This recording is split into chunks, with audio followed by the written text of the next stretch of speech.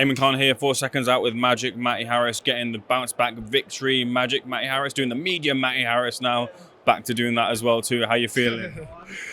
Yeah, I'm feeling good. So it's always good to be back, isn't it? It's been a long time out. It's been a long, hard few months. But it's good to be back. I'm happy to get the rounds under my belt. Obviously, be more happy to go in there and blast them out of there, but Peter's happy with it, my coach is happy with it, my management and everyone else here was all right with it. So, yeah, happy days. Looking back on it, when you had the defeat to Dobyshenko, I keep my finger on the pulse when it comes to like the hardcore audience who are watching your rise through, because there's always a keen eye in the heavyweights like yourself, and when you're showing the talent like you were showing with the highlight reel knockouts, I don't feel like anyone really like writ you off or threw you to the wayside. But what about you, in your own words? Did you feel that people did do that, and do you feel like getting the wins back on the road now, as you are doing, will keep your name in people's mouths when it comes to talking about the prospects in the heavyweight division? Do you know what? I don't even know. Like, I got quite a small circle and quite a good circle around me anyway, so I don't really pay too much attention to it. Listen, people are going to talk rubbish, people are going to hate. At the end of the day, as I said, I got my family, I got good people around me, so it's one of the things that comes with the job, isn't it? When you put yourself out there, when you're on the internet, you're going to get people to support, and judging by today, I've got quite a few people that turned out, so that was good, man. But you're also going to get people that hate, and it comes with the job. I'm sensible enough to know that I don't really take too much of it to heart, and if you've spoken to me off camera and whatnot, you'll know like, I'm actually just pretty relaxed. So yeah, I don't really take any of it to heart. But yeah, you do get a lot of people that kind of. Actually, that being said, I wouldn't actually know, because I don't actually look on social media for people's opinions on myself. So maybe they wrote me off, but to be honest, I've got a good team around me who back me, and my promoters back me and they supported me, and that's all that matters to me. Do you know what I mean? They've shown a lot of faith and they've taken care of me, especially coming off a loss. It's easy to kick someone like myself to the curb, and whether or not people have, it's my job to kind of prove my worth again, isn't it? So yeah, that's my answer. I can attest to you being very relaxed off camera as well too, such as the nature, such as your attitude. It feels like Peter Fury is the perfect for that, someone who can maybe switch you on when those times are needed, switch you on when it comes to being in the gym. How do you feel you transition in styles as you're learning Peter Fury's ways and methods in executing it tonight? Yeah, of course, it's different, but listen, it's my first fight under Peter, isn't it? It was good. Well, I enjoyed being in there. And it was good it genuinely felt good to be back, and I felt comfortable in there. There wasn't a moment where I felt uncomfortable or panicked or worried, but I felt very comfortable. So it's good to have someone like Peter in your corner who's a very, very, very sure of himself kind of voice, and he's very knowledgeable. And he's very calm as well. He's assertive, but he's very relaxed, and he's very calm. So yeah, our personalities mesh together quite well, which is why hopefully we're going to keep improving even more, putting out better performances than that. What was he saying to you in between rounds? Just stay relaxed. Like,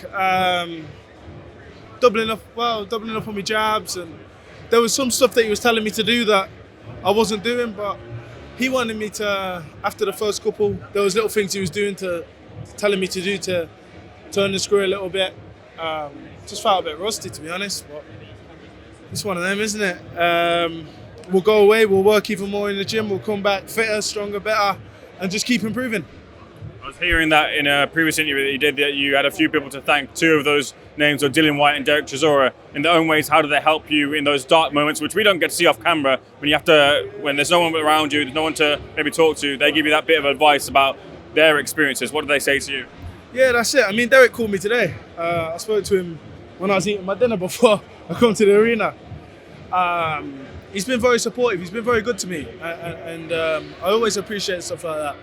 As I said, it's not just people like that. Obviously, Derek's been an absolute star, man, and I'll always appreciate and I've love for him for that. Again, Dillian was one of the ones that called me after the fight, just to check in, make sure that I was doing okay. But as I said, even outside of Dillian, my promoters, Nissa, he had me over at his house, and he was meeting me every other week for coffees to make sure that I was improving and make sure that I was okay. And that kind of, as I said, when you put, especially with promoters, having a loss this early on, it's easy to write you off. And